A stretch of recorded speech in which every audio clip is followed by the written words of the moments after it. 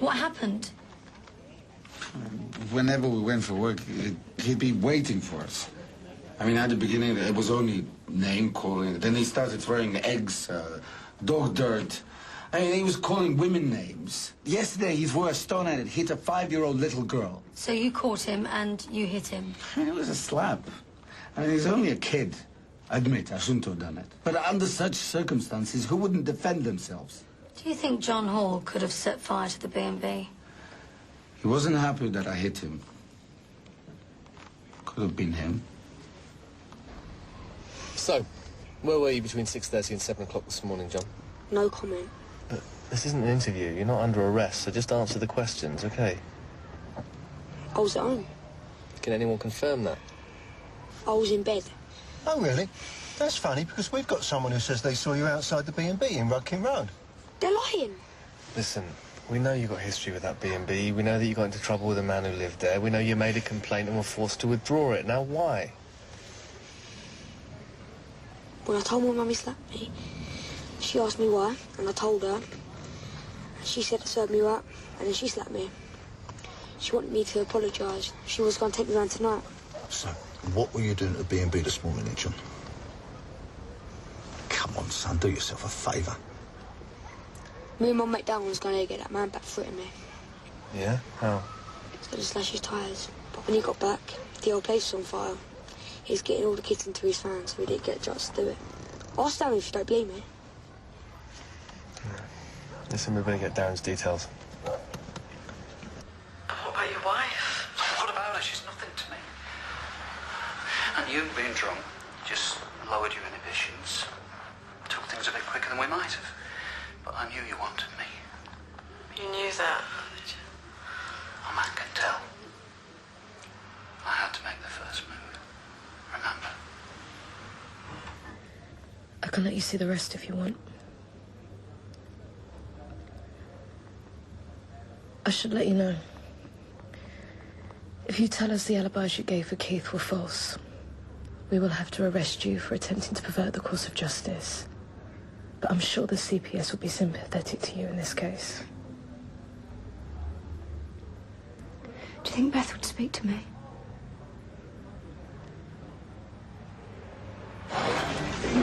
Right, the kid didn't do it.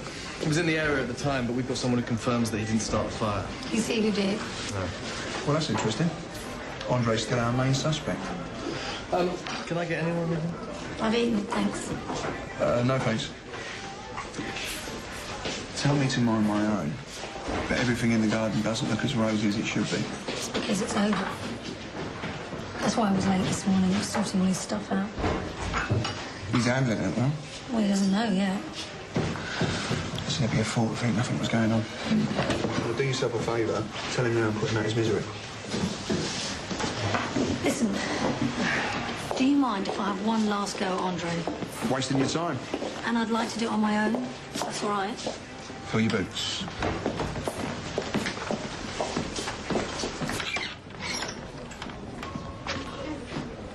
Beth Adamson, Louisa Durante. Thanks for seeing me. When the police dropped the case, didn't take it to court, Keith told me it was because he was innocent. And I had no real reason to disbelieve him. I loved him. I love him. So why do you want to see me now? He always told me that he loved me.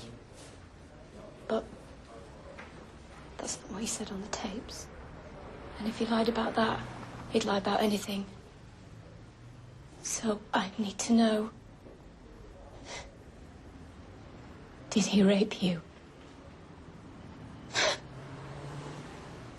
I'm so sorry. Don't you dare apologise. There's one thing standing between him and what he deserves, and that is you. So you can save your apology for the next woman he rapes.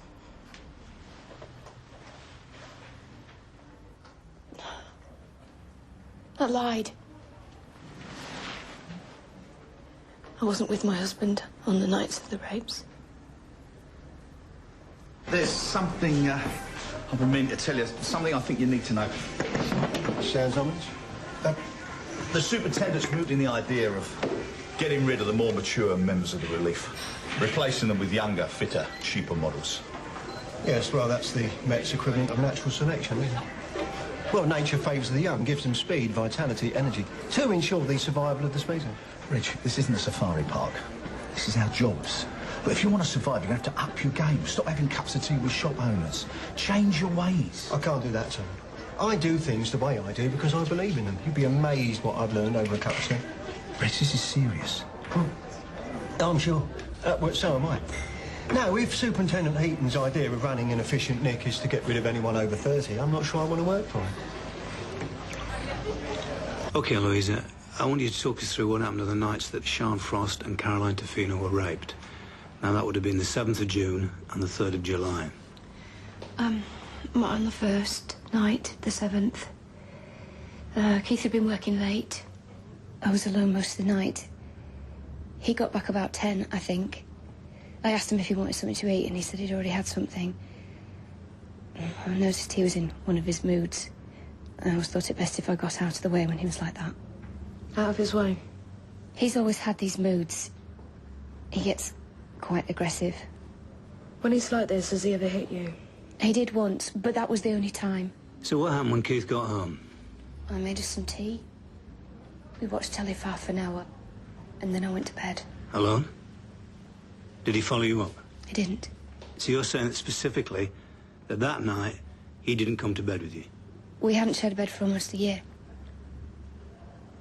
I lost our baby, stillborn. Sorry. I just shut down. I wanted nothing to do with anyone or anything.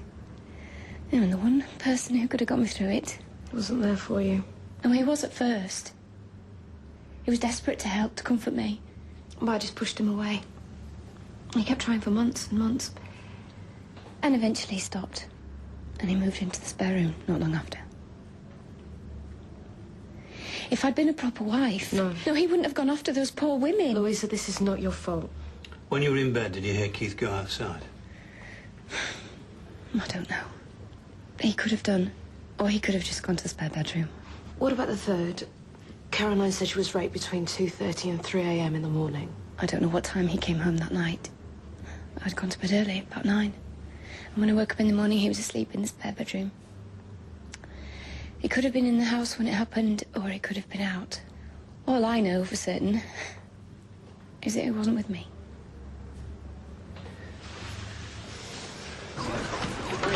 What's that? It's a book Andre made for the kids at the B&B. Fire service managed to salvage it, and I've just had it translated. Yeah? Yeah. Andre said he put himself and his wife Petia into the story, right? And he didn't say who this guy was. Now, he's obviously the bad guy, isn't he? He's after Petia. He's locked the children in a cage. Well, so you think this guy could be someone from Andre's life, too? Hmm. Is there a name? Yeah, there is. Desislav Grubo. Previous. For people trafficking. Right. I'm going to pay Andre one last visit. Oh, nice one. Stuart, do you fancy a drink tonight? Yeah, sure. You want to pick me up when you're finished? So Louisa can't say for sure Keith wasn't in the house on those nights. Doesn't exactly put us in a strong position in the interview room. It still gets us in an interview room with Durante, and that's better than nothing. Do you see walk home? OK, thanks. Uniform of arrested Keith. He's in custody now. Let's get down there.